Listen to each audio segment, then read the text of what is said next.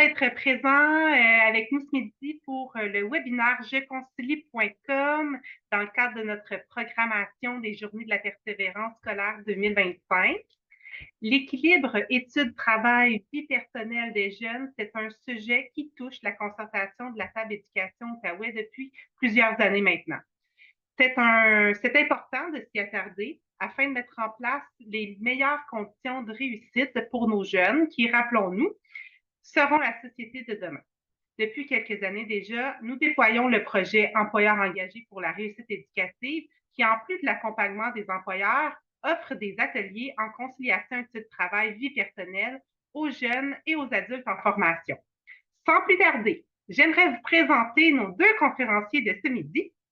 Michael Gaudreau, enseignant-chercheur en statistique au Cégep de Jonquière dans ECOB, et Nathalie Dupont, chargée de projet au Carrefour Jeunesse Emploi du Pontiac dans notre belle région de l'Outaouais. Je vous cède donc la parole en commençant par Michael. Bon webinaire!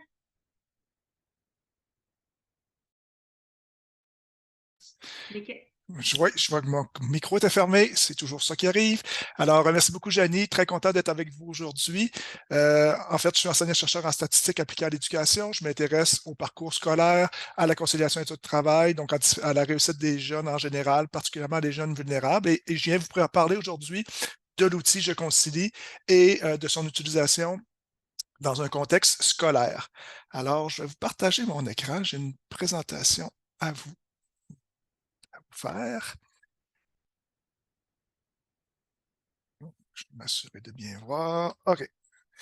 Donc, Je Concilie, un outil pour favoriser la conciliation études-travail qui est présenté aux partenaires de la table éducation Outaouais le 29 janvier 2025. Qu'est-ce qu'on va faire ensemble aujourd'hui? Donc, je vais commencer par vous parler des jeunes et de l'emploi. Donc, c'est quoi le lien, le rapport des jeunes à l'emploi en 2025? Comment ça se passe aujourd'hui? Est-ce que nos jeunes travaillent? Ensuite, on va parler de l'impact que peut avoir un emploi sur les études et des enjeux particulièrement d'une mauvaise conciliation études-travail. Donc, qu'est-ce que ça peut avoir comme effet sur le jeune? Ensuite, je vais vous présenter l'outil Je Concilie qui a été créé pour tenter de favoriser l'équilibre chez ces jeunes-là, les amener à faire de bons choix et autant pour leur santé que pour leurs études et leur réussite. Et finalement, on va regarder des contextes où est-ce que l'outil peut être utilisé. Et c'est là que ma collègue va pouvoir nous parler de son utilisation dans un contexte très concret. Donc, une présentation d'une quarantaine de minutes et, comme on disait, une période de questions à la toute fin. Premièrement, est-ce que les jeunes travaillent? La réponse, c'est oui, ils travaillent de plus en plus. Donc ici, on a l'évolution du travail chez les jeunes depuis 1976. Donc on recule très, très loin. En bleu, c'est le taux d'emploi à temps partiel chez les 15-19 ans. Donc 15-19 ans, on est fin secondaire, début cégep ou formation professionnelle, dépendamment du cheminement que le jeune a choisi. Et ce qu'on observe, c'est qu'auparavant, les jeunes de cet âge-là travaillaient plus souvent à temps plein. Il y avait quand même un peu de travail à temps partiel, mais au cours des plus récentes années, on est rendu à la courbe qui s'est complètement inversée et on a présentement près de 45 donc 43,6 en 2023 de nos jeunes qui travaillent à temps partiel. Donc, s'ils travaillent à temps partiel, probablement que c'est parce qu'ils sont aux études en même temps, mais c'est seulement le rapport à l'emploi. Et ce qu'on observe, c'est que oui, en 2020, la pandémie, il y a eu une baisse assez drastique parce que c'est particulièrement les jeunes, les personnes les moins scolarisées qui ont perdu leur emploi, mais la situation, elle est revenue à la normale et même elle a dépassé ce qui prévalait auparavant. Si on s'intéresse particulièrement à ce qui se passe au secondaire, donc là, on est chez nos jeunes de secondaire. J'ai regardé précisément quatrième et cinquième secondaire. Les jeunes travaillent de plus en plus. Donc, sur la première ligne, on a la proportion de jeunes de quatrième secondaire qui travaillent selon l'enquête québécoise sur la santé des jeunes du secondaire. Cette enquête-là a été réalisée jusqu'à présent à 3 reprises et en 2010-2011, 44 des jeunes travaillaient, 55 en 2016-2017, puis on est rendu à 58 en 2022-2023. En plus pâle, c'est les données pour l'Outaouais. Donc, ce qu'on observe, c'est que nos jeunes de l'Outaouais, en 2010-2011, leur comportement était semblable, mais ils travaillaient un peu plus en 2016-2017 que la moyenne provinciale. pour le taux d'emploi en cinquième secondaire, ben là, le taux d'emploi est plus élevé qu'en quatrième secondaire. Donc, nos jeunes de cinquième travaillent plus et travaillent de plus en plus. Donc, le même phénomène est observable. Et ce qu'on voit aussi, c'est qu'en 2010-2011, nos jeunes de cinquième secondaire de l'Outaouais travaillaient plus que ceux de l'ensemble du Québec. En 2016-2017, ce n'est pas tout à fait le cas, mais c'est très semblable. Donc, en gros, on peut voir que la situation est assez semblable pour l'Outaouais. Maintenant, l'autre information super importante, c'est à quel niveau les jeunes travaillent, donc combien d'heures. On ne s'entend pas tout le temps sur le nombre d'heures idéal, mais ce qu'on observe, c'est que les jeunes travaillent quand même relativement beaucoup et ils travaillent encore de plus en plus. Donc, ce qu'on observe chez nos jeunes de quatrième secondaire, 17 travaillaient 16 heures ou plus. Selon les plus récentes données, on tombe à 24 et même chose chez les 2016-2017, 23 et maintenant on tombe à 29 puis la situation de l'Outaouais est assez semblable à ça. On n'avait pas des données encore régionales pour la plus récente cohorte, mais ce qu'on voit, c'est que nos jeunes travaillent de plus en plus et de plus en plus longtemps, donc un plus grand nombre d'heures. Est-ce que c'est très grave? On voit aussi que nos jeunes de première, deuxième secondaire travaillent un peu moins qu'avant, eux. On va reparler de la loi aussi qui entoure le travail chez les jeunes qui a changé. Globalement, est-ce que c'est une bonne idée de travailler durant les études? Ben, il y a des avantages, il y a des inconvénients, comme dans plein d'éléments. Donc, c'est sûr que le jeune ça va lui permettre d'avoir une meilleure connaissance de soi, de ce qu'il aime, de ses aptitudes, de ses intérêts, de ses capacités. Il va travailler son autonomie, son organisation, son sens des responsabilités. Donc, c'est toutes des, euh, des, des caractéristiques ou des outils qui peuvent être très utiles autant pour la sphère scolaire que pour plus tard dans le marché de l'emploi. Ils vont apprendre à mieux communiquer, à s'adapter à diverses situations, surtout s'il est en contact avec des clients. Euh, Ça lui donne la possibilité d'épargner pour ses études, entre autres, et de développer une expérience de travail. Par contre, ça lui laisse moins de temps pour ses études ou pour d'autres activités personnelles. Ça va engendrer, règle générale, davantage de retard et d'absentéisme. Donc, les jeunes qui travaillent, surtout s'ils travaillent beaucoup, ont tendance à être moins présents à l'école. On peut voir une baisse de concentration de motivation, davantage de stress ou de fatigue et des risques et d'accidents, de blessures ou d'accidents de travail. Le Conseil supérieur de l'éducation a démontré il y a quelques années que, en fait, le problème, c'est pas de travailler parce que nos jeunes qui travaillent un petit nombre d'heures vont avoir une réussite scolaire meilleure encore que les jeunes qui ne travaillent pas du tout. Donc, le problème, c'est pas de travailler, c'est de travailler trop ou dans des mauvais contextes. Donc, c'est un peu pour ça qu'on a créé l'outil Je Concilie, c'est pour dire, ben, parfait, on ne demande pas aux jeunes de ne pas travailler, mais on veut les guider pour qu'ils fassent les bons choix. On a réalisé en 2019 une étude justement pour mieux comprendre les enjeux liés à la conciliation études-travail et on comparait dans cette étude-là les jeunes pour qui la conciliation elle est facile, puis d'autres pour qui c'est difficile. Puis on essayait de voir, ben, premièrement, c'est qui ces jeunes-là, puis dans quel contexte ça se présente. Ce qu'on a observé premièrement, pardon, c'est que nos jeunes pour qui la conciliation était difficile sont 3 fois plus nombreux à penser à abandonner leurs études, à être désengagés sur le plan scolaire. Donc, ça, c'était 1,5 fois plus élevé. 3 fois plus élevé à présenter un niveau élevé de détresse psychologique. 3 fois plus élevé à présenter un niveau élevé de fatigue. Ils se disaient en moins bonne santé, ne pas dormir suffisamment. Puis, il y avait plus souvent subi des accidents de travail. Donc, l'idée, c'est pas de dire il ne faut pas travailler. L'idée, c'est de dire il faut avoir une bonne conciliation de travail. Il faut que les deux sphères de notre vie soient en équilibre, puis que notre sphère de travail ne prenne pas trop de place pour nous permettre d'avoir une réussite scolaire, mais aussi une bonne santé, donc pas nuire à notre santé. Dans cette étude-là, on a analysé les facteurs qui étaient favorables ou encore qui pouvaient être défavorables. Donc, en gros, j'en ai relevé 10 des facteurs qui peuvent favoriser une bonne conciliation. Le nombre d'heures doit être raisonnable. On nous demande tout le temps, ben, c'est-tu 10, c'est-tu 15 heures, c'est-tu 20 heures? C'est sûr que ça dépend du niveau scolaire. Si on est à l'université, c'est peut-être pas la même chose qu'au secondaire. Si on est en secondaire 5, c'est peut-être pas la même chose qu'en secondaire 3. Il y en a qui commencent à travailler en secondaire 3. Mais de façon générale, 15 heures, c'est mieux que 20 et 10 heures, c'est mieux que 15. Donc, il y a des personnes qui vont bien concilier leurs études et l'emploi avec un 10 heures par semaine. Puis pour d'autres, ça va être trop. Donc, il faut vraiment, c'est un guide, mais ça ne veut pas dire que pour toutes les personnes, ça fonctionne bien. L'horaire de travail adapté à la réalité des élèves. Donc, avoir un emploi qui soit flexible, qu'on puisse changer notre nombre d'heures dans les périodes d'examen, qu'on connaisse à l'avance notre horaire, etc. Donc, non, je viens de me tromper, je viens de faire le quatrième.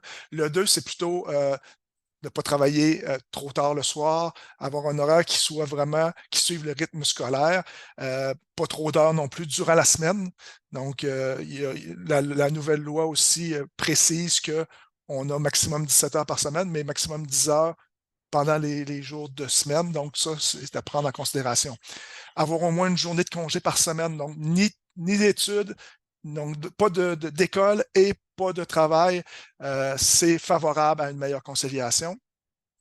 Que la charge de travail qui est demandée dans l'emploi soit adéquate, que le climat de travail soit positif. Donc, ce sont des éléments qui ont été relevés par les analyses et qui sont favorables à une meilleure conciliation.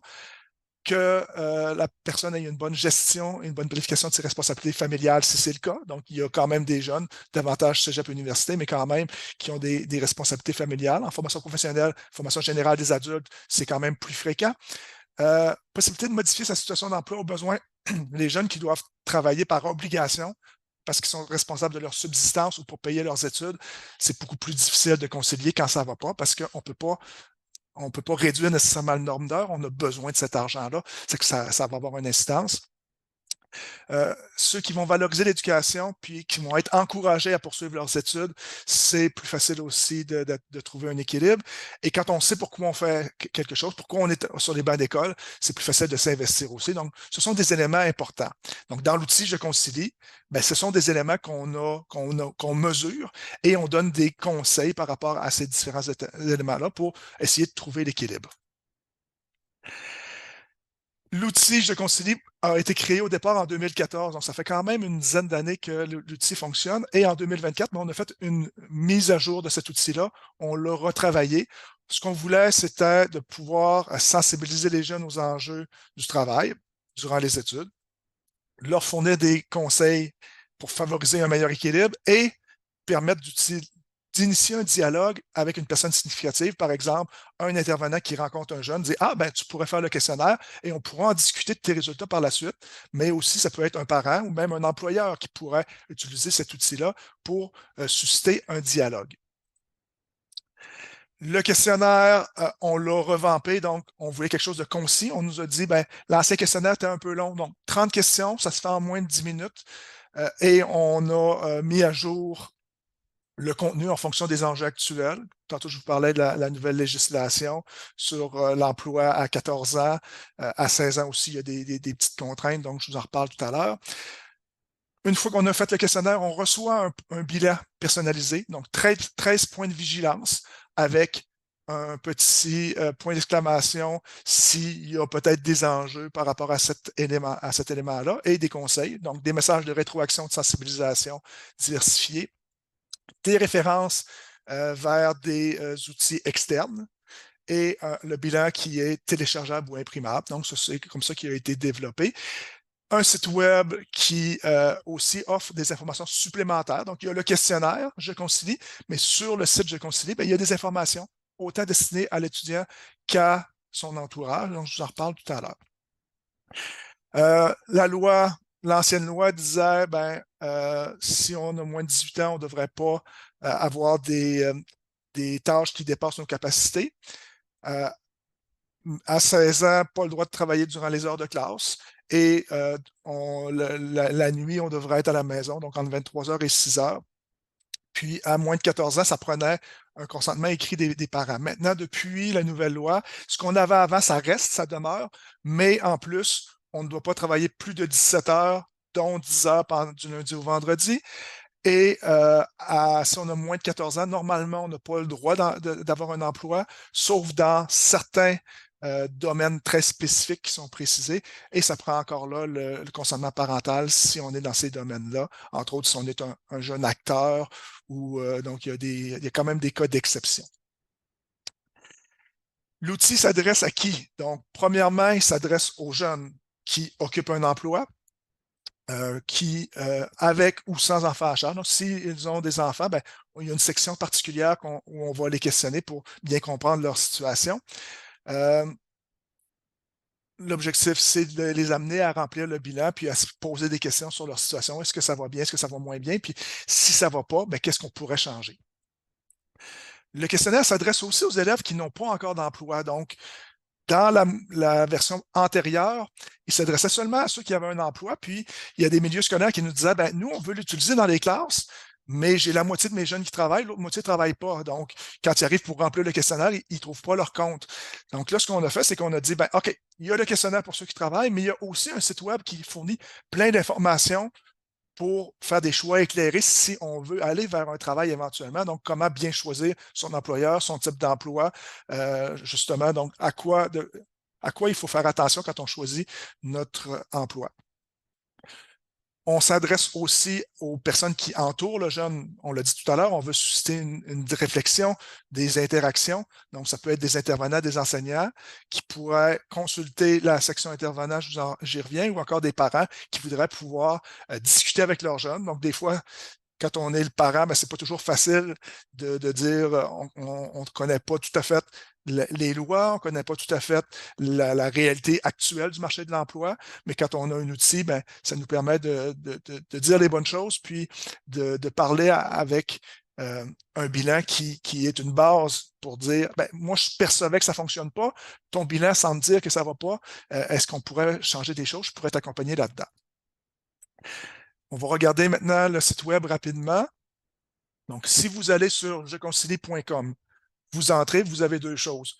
Vous avez un bouton pour remplir le questionnaire, on y reviendra, et vous avez aussi trois petites lignes ici avec les sections. Donc, quand on parlait tout à l'heure des sections, il y a une section à propos qui donne des informations générales sur ce site-là, pourquoi ça a été créé, ça sert à quoi ce site-là. Il y a une section intervenant, il y a une section parents et il y a une section étudiant, pardon. On va aller voir la section intervenant. Donc, la section intervenant, c'est pour aider les gens du milieu scolaire, les gens qui côtoient des jeunes, à utiliser pleinement cet outil-là. Donc, de savoir ben, comment je peux l'utiliser, comment je peux soutenir les jeunes dans leur conciliation. On dit, je concilie, c'est un questionnaire propice au dialogue. On explique un peu pourquoi. Comment inciter les jeunes à remplir le questionnaire. Donc, l'objectif, c'est d'avoir des jeunes qui se questionnent sur leur choix, puis si ça va bien, tant mieux, on continue. Si ça va moins bien, ben, qu'est-ce qu'on pourrait faire? Et on explique un peu comment fonctionne le bilan personnalisé pour que les intervenants soient en mesure de bien utiliser le matériel. On propose des ressources supplémentaires. Si on est un jeune qui va sur la section jeunes, ben, on parle de la conciliation études-travail en général. Donc, c'est des informations qui sont quand même reprises dans le bilan. C'est qu'une personne, un jeune qui s'en va directement dans son bilan va avoir essentiellement cette information-là. Mais si on est un jeune qui n'a pas d'emploi, puis on va plutôt vers la section destinée aux étudiants, aux étudiantes, ben là, on va avoir différentes informations. Entre autres, tu cherches un premier emploi, on peut te guider. Les lois, donc on parle des lois, les plus et les moins de travailler, comment trouver l'équilibre, ton style de vie et tes priorités, est-ce qu'il y a des contraintes de travail, est-ce que le marché du travail te semble plus attrayant que tes études? Ben, OK, qu'est-ce qui se passe? Qu'est-ce qu'on peut faire dans ce cas-là? Comment savoir si un employeur va être conciliant, va favoriser ta réussite? Et si tu as des doutes sur ta santé ou ta sécurité au travail, puis un petit test des connaissances. C'est des outils qui ont été développés pour répondre aux questionnements, particulièrement du milieu scolaire, pour les aider à travailler, surtout s'ils veulent fonctionner avec des activités de groupe dans une classe. Bien là, ça peut s'adresser à tous les jeunes qui ne travaillent pas encore, mais qui sont en âge de travailler et qui se posent peut-être des questions. Le site, donc le questionnaire est divisé en 4 sections. Donc, on a des questions sur la situation générale du jeune, sur ses études, sur son travail et sur sa santé. Pas mal en lien avec ce que je vous ai montré tantôt, donc tous les éléments qui sont importants à prendre en considération pour avoir un bon équilibre, bien, on questionne le jeune sur ces éléments-là pour pouvoir guider le type de rétroaction qu'on va lui offrir par la suite. Des questions à choix de réponse, la plupart du temps, assez simples, assez dynamiques. Donc là, je vous ai montré quelques exemples, parfois des réponses à choix multiples, parfois on sélectionne carrément ou on indique l'heure à laquelle on se couche, à laquelle on se lève pour voir si le sommeil semble adéquat, semble suffisant. Une fois qu'on a rempli nos 30 questions, on arrive à la section Mon bilan. Donc, le bilan, premièrement, commence par une question. Bon, on t'a posé toutes ces questions-là, mais est-ce que toi, tu te considères en équilibre? Donc, malgré tout ce que nous, on peut te dire, est-ce que toi, tu perçois que tu es en déséquilibre ou pas? Donc là, ça va quand même nous donner une certaine information sur la perception que le jeune a.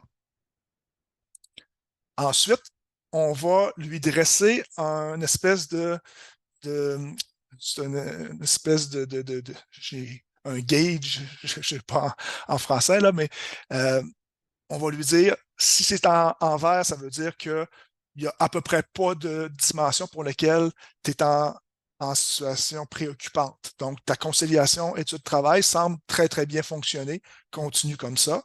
Si on est dans le jaune, ben là, il y a quelques sphères pour lesquelles il y a des préoccupations. Donc là, on est autour de 3-4 sphères pour lesquelles il y a des préoccupations. Et si on a 5 sphères et plus, ben là, on dit, il y a plusieurs endroits où est-ce qu'on voit des enjeux. Donc là, on va inviter à une plus grande vigilance. Donc, on va dire, ta situation, elle est préoccupante. On ne dit pas que c'est dangereux ou que ça va nécessairement mal, mais il y a une préoccupation. Donc, est-ce qu'il y a des enjeux? Est-ce qu'on devrait peut-être agir ou changer notre façon de travailler? Donc, ça, c'est le visuel que le jeune va voir quand il va arriver. On va lui dire, globalement, ta situation est préoccupante. Et sur 13 points de vigilance, on va dire, ta perception de la situation, tu nous as dit qu'elle était mitigée. Donc, petit point de vigilance ici, petit triangle avec un point d'exclamation. Heure d'études et de travail, ça va, il n'y a pas d'enjeu là. Responsabilité parentale, ce n'était pas un enjeu. Par contre, tu nous dis que tu es un peu moins engagé dans tes études. Tes conditions de travail semblent problématiques. Fait que là, il y a peut-être quelques éléments qui nous amènent, mais là, une situation comme ça, c'est pas vraiment cohérent parce qu'on a comme 3 points de vigilance.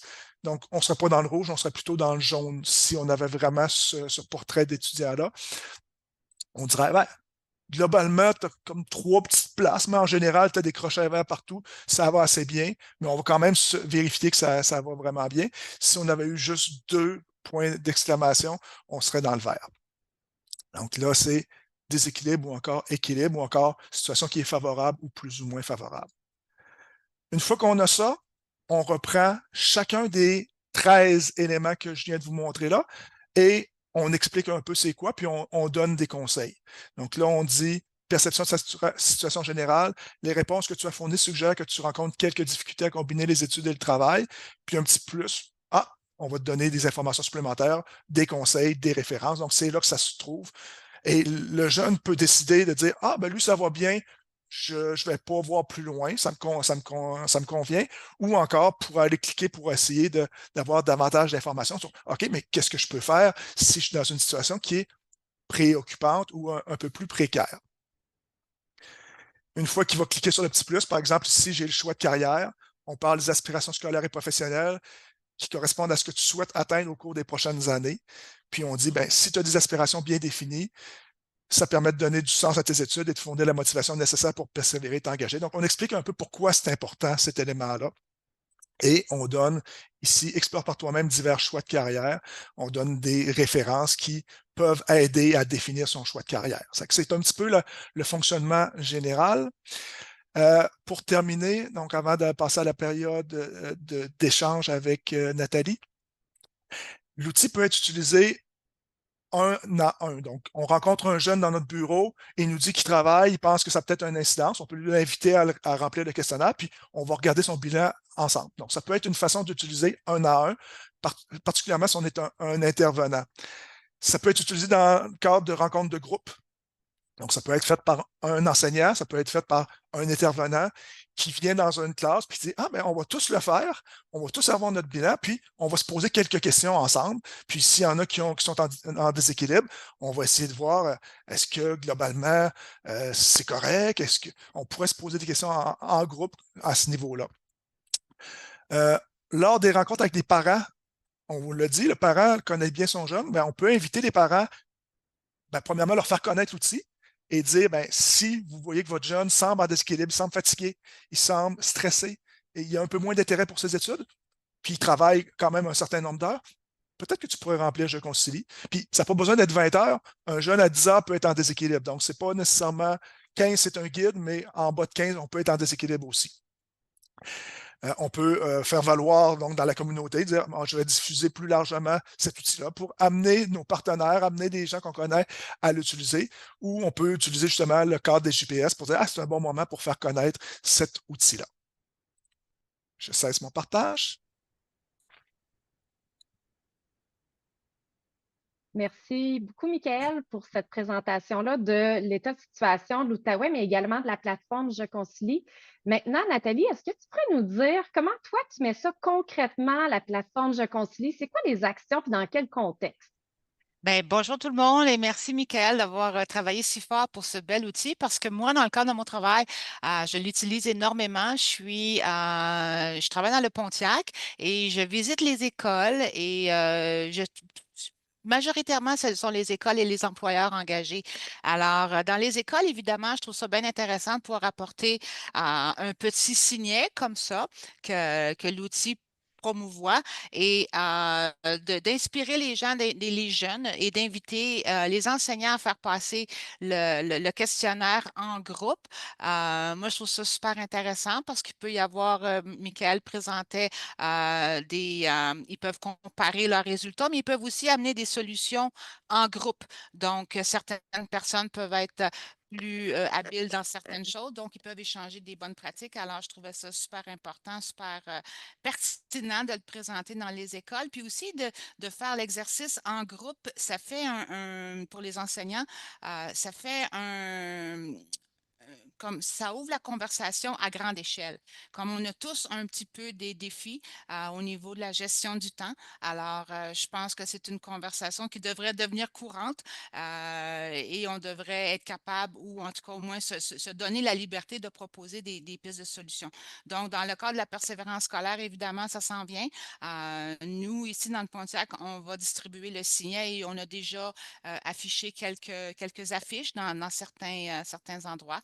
Donc, ça va être une grande, on va inaugurer la nouvelle édition 2024. Donc, on est bien content et surtout, en plus, pour nous, dans le Pontiac, on est une communauté bilingue. Donc, l'outil est disponible en anglais et en français, ce qui est extraordinaire pour nous. Donc, c'est de cette façon-là que je l'utilise en prime abord, mais aussi, dans le cadre de mon travail, je travaille avec des employeurs qui ont le privilège d'avoir des employés étudiants qui sont aux études. Donc, souvent, ces employeurs-là sont dans des relations privilégiées avec les employés, développent une belle relation, une belle crédibilité. Et vous savez, si vous êtes parent, vous savez tout comme moi que souvent le message passe beaucoup mieux quand ça vient d'une tierce personne et souvent l'employeur est la personne qui a un impact. Donc, un employeur, nous, ici dans le Pontiac, moi, je promouvois le questionnaire, la petite règle dans mes employeurs pour que ceux-ci puissent transmettre l'information à leurs jeunes et leur proposer aussi de remplir le questionnaire, surtout dans des situations où l'employeur pourrait peut-être noter un manque d'intérêt de la part du jeune par rapport probablement plus au niveau de son emploi parce qu'il est dans une position d'employabilité. Mais aussi, des fois, bon, là, le jeune peut entrer peut-être plus souvent en retard. L'employeur peut voir des signes qui font en sorte que il peut dire que, bon, ça serait peut-être une bonne idée pour ce jeune-là de se conscientiser par rapport à l'utilisation de son temps, mais aussi de se responsabiliser, pardon, par rapport aux outils qui sont disponibles sur la plateforme et qui peuvent apporter des solutions. Donc, pour ce qui est des employeurs, ça me fonctionne très bien parce que c'est un outil qui est basé sur des données scientifiques puis qui est prouvé. Donc, le message passe toujours mieux. Ce que j'ai fait aussi, que j'ai trouvé super intéressant, c'est que je me suis promenée dans les organisations communautaires, comme la Maison de la famille ici, la Maison des jeunes, des choses comme ça. Et j'ai parlé aux gens qui sont dirigeants parce que ces gens-là ont souvent des bénévoles ou font affaire avec des jeunes. Et c'est encore là, une belle relation de crédibilité pour pouvoir proposer le questionnaire pour que le jeune puisse s'auto-sensibiliser pour en faire je dirais, parfaitement, pas trop, pas assez, mais au moins capable d'évaluer l'utilisation de son temps. Donc, je trouve ça super dans les organismes communautaires. Il y a un autre endroit aussi que je trouve qui m'est venu à l'idée à un moment donné, que je trouve vraiment génial, puis je l'ai fait. C'était très, très bien accueilli. C'est dans les associations sportives amateurs. Je suis allée à l'Arena ici de Shawville et j'ai proposé la petite règle et avec un petit dépliant pour informer les parents tout simplement sur l'existence de ce bel outil. Puis là, bien, tout le monde était bien, bien content parce que tout le monde veut finalement avoir la conversation et c'est un excellent levier pour au moins démarrer une conversation là-dessus, sur l'utilisation du temps.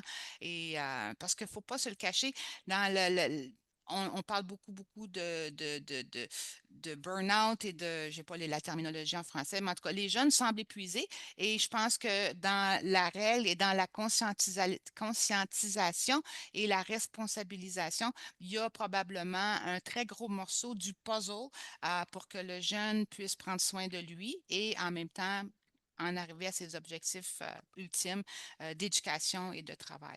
Donc, pour les organismes sportifs, habituellement, tu deals avec des gens, des jeunes qui visent souvent l'excellence. Donc, et il peut y avoir des déséquilibres. Des fois, ça peut être peut-être par rapport plus au sport amateur qu'au travail, mais quand même, c'est une piste de réflexion. Je pense que ça vaut la peine d'être exploré.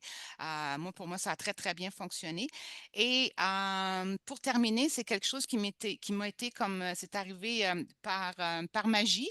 On a fait des présentations sur l'entrepreneuriat avant les fêtes. Et lors d'une des présentations, un des conférenciers, un monsieur très expérimenté en entrepreneuriat, a mentionné que un des facteurs très importants pour lui, c'était sa capacité de bien gérer son temps. Alors, moi, j'ai vu immédiatement, wow! J'ai dit, voilà mon opportunité de plugger la règle et le concept Je concilie parce qu'effectivement, c'est vrai, on parle, si tu veux être un entrepreneur accompli, tu dois être capable de gérer ton temps. Puis ça commence quelque part, ça commence avec une conversation, ça commence avec une auto-analyse, être capable de se regarder dans notre contexte présent. Puis évidemment, le contexte va changer, mais d'être capable d'analyser puis de mettre en place des solutions, puis de passer de l'avant et de corriger ce qui doit être corrigé pour en arriver où tu veux aller. Je pense que c'est vraiment une compétence que nos jeunes doivent apprendre, doivent aller chercher. Et il y a même des grands, des adultes qui sont encore en cheminement à en apprendre davantage là-dessus. Donc, c'est à peu près l'utilisation que j'en fais pour le moment. J'avoue que moi-même, j'ai passé le questionnaire et je me suis vraiment mis comme une rebelle juste pour aller chercher vraiment le maximum des conseils qui étaient donnés. Et j'avoue que c'est vraiment au-delà de ce que je m'attendais. Euh, donc, pour moi-même, c'est utile. Je peux regarder et trouver moi-même des pistes de solutions pour moi-même. Donc, c'est un outil at large, c'est un outil un peu pour tout le monde, autant l'étudiant qui travaille que celui qui ne travaille pas, celui qui va aller chercher un emploi prochainement ou encore un sportif qui éprouve un déséquilibre dans toute sa vie en général pour essayer de trouver des repères. Donc, c'était pas mal mon utilisation ici dans le Pontiac, qui est une région, vous connaissez peut-être le Pontiac, c'est un petit peu plus éloigné, campagne. Donc, on a des beaux enjeux, mais notre réalité demeure la même. On veut tous que nos jeunes assument et gèrent leur temps le plus efficacement possible pour atteindre leur réussite éducative. Je ferais peut-être un petit peu de pouce sur ce que Nathalie a dit. J'ai trouvé ça super intéressant. Mais premièrement, quand elle nommait les enjeux ou les signes qu'il y a peut-être un désengagement qui s'en vient, donc la fatigue, le stress, un peu moins d'intérêt, un peu moins engagé. Puis, dans le fond, le milieu scolaire peut être témoin de ça et peut réagir en disant, ah, ben, peut-être qu'il y a quelque chose qui se passe, puis peut-être que ça n'a aucun lien avec la conciliation études-travail, mais en tout cas, ça peut susciter la réflexion. Puis du côté de l'employeur, il n'y a pas intérêt non plus à ce que l'élastique soit trop étiré puis qu'il finisse par casser. Donc, pour l'employeur, d'avoir un jeune qui va bien, c'est un jeune qui va continuer de travailler aussi. Donc, je pense que tout le monde travaille dans la même direction. Puis un deuxième élément que Nathalie a dit qui est intéressant, puis je n'avais pas mentionné, c'est que sur l'outil, on peut le tester en mode intervenant. Donc, ça va nous générer un bilan, le même bilan que l'étudiant verrait, mais les données ne seront pas enregistrées. C'est que ça va nous permettre de constater ce serait quoi le bilan, de le faire avant, de s'approprier un petit peu avant de se lancer dans une animation devant un groupe. Je pense que ça peut être un bon exercice à faire. Absolument. Merci, Michael. Donc, Nathalie, là, je te prends là, au dépourvu. Question qui m'est venue en tête avec ta présentation. Est-ce que tu as une étude de cas ou une situation coup de cœur que tu aimerais nous partager dans laquelle tu as utilisé l'outil puis ça l'a amené le jeune ou le jeune adulte à prendre un changement, là, un tournant dans sa vie, là, études, travail, vie personnelle? Malheureusement, pas encore parce que je débute. Alors, c'est encore tout nouveau pour moi. Donc, malheureusement, non. Mais je peux par contre juste dire que d'après moi, les coups de cœur, c'est plus les sourires d'enseignants que je vois qui ont l'air à trouver que finalement, ils peuvent entamer la conversation. Puis, tu sais, comme vraiment en arriver à une ouverture sur un débat, pas un débat, sur l'utilisation du temps de chacun. Donc, non, j'ai malheureusement pas. Ouais. Mais Peut-être un élément, Caroline, qu'on avait nommé aussi, c'est le nouveau cours là, d'éducation à la citoyenneté. Je ne sais pas exactement c'est quoi le nom, mais ça peut être un bel endroit où est-ce qu'on amène le jeune à réfléchir sur différents aspects. Ben, son lien avec le marché du travail, ça fait partie. En tout cas, moi, j'ai rencontré l'enseignant de mon jeune de secondaire 5 cette année, puis il me disait que lui, il fait réfléchir beaucoup les jeunes sur cette question-là de l'entrée du marché du travail, puis les règles du jeu, est-ce qu'on les connaît? Ben, peut-être que ça peut être un bel endroit pour susciter cette réflexion-là avec un outil très concret pour une petite activité gratis à organiser dans ce cours-là.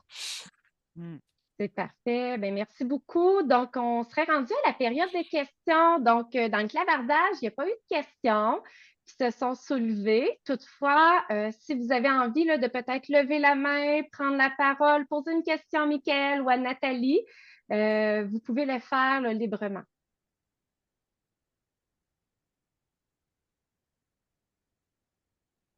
C'était tellement clair. Ouais. Ben, moi, je peux peut-être vous dire que cet outil-là, ça faisait quand même un certain temps. En 2019, on avait sensibilisé plus de 5000 étudiants, plus de 5000 élèves avec cet outil-là. Depuis un an, on a recommencé, puis c'est plus de 1000 personnes, plus de 1000 jeunes au Québec qui l'ont rempli. Donc, ça fonctionne bien.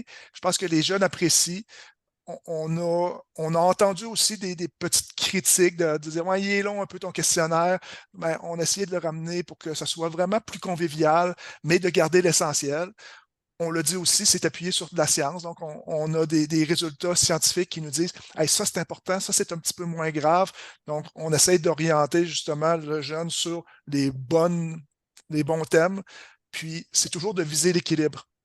Donc, on a parlé beaucoup avec Nathalie de dire la gestion du temps, c'est un élément super important. Nos jeunes sont occupés. 80% de nos jeunes travaillent et vont à l'école et font leurs études plus de 40 heures par semaine. Les jeunes, en général, sont occupés. Ça fait que si on peut les aider à mieux gérer leur temps, diminuer le stress, les jeunes sont stressés. On est dans un monde assez anxiogène. Il y a plusieurs études qui montrent que les jeunes d'aujourd'hui sont assez stressés, assez anxieux. Donc, ça peut être une bonne façon de les aider là-dedans. Mais aussi, il y a souvent une méconnaissance du marché du travail, de nos droits. Et les jeunes qui entrent sur le marché du travail vont se blesser beaucoup plus souvent. Donc, il y a vraiment des enjeux liés avec un manque de formation, avec de l'inexpérience, avec peut-être un peu plus de témérité. Donc, les jeunes doivent connaître un peu leurs droits, puis ils n'ont pas à accepter des situations qui ne sont pas acceptables. Donc, s'ils ont des employeurs qui leur mettent beaucoup de pression, donc on leur demande de travailler vite, d'en faire plus, si c'est pas un climat agréable, notre climat de travail, ben, on peut changer, on n'est pas obligé de rester dans ce contexte-là. Il y a des choses qu'on peut faire. Les petits conseils, c'est justement de dire hey, est-ce que c'est pénible dans ton climat de travail ou ça va quand même bien? C'est sûr qu'on sensibilise par rapport au nombre d'heures, mais on sensibilise justement au fait qu'il y a des employeurs qui sont très, très conciliants pour l'horaire. Puis, normalement, tu pourrais avoir ton horaire une semaine à l'avance. Est-ce que ton employeur te demande de faire des heures supplémentaires qui n'étaient pas prévues à ton horaire à la dernière minute? Donc, il y a plein d'éléments sur lesquels l'outil va sensibiliser, notamment la gestion de l'emploi du temps. Génial. Donc, aucune question dans le clavardage, aucune main levée. Donc, je pense que ça a été extrêmement clair. Les participants ont probablement déjà très hâte d'aller naviguer sur la plateforme jeconcilie.com. Un immense merci, Michael. Un immense merci, Nathalie, d'avoir accepté d'offrir ce webinaire. Je pense que nos participants repartent avec plein d'idées, plein de possibilités d'utiliser cette plateforme. Donc, je vous remercie. Avant de quitter, toutefois, je vais lancer un petit questionnaire de satisfaction. Donc, on aimerait savoir, est-ce que vous prévoyez utiliser la plateforme? Est-ce que vous la connaissez? Donc, juste prendre le temps de la remplir et je vous remercie d'avoir passé votre dîner avec nous. Bonne journée!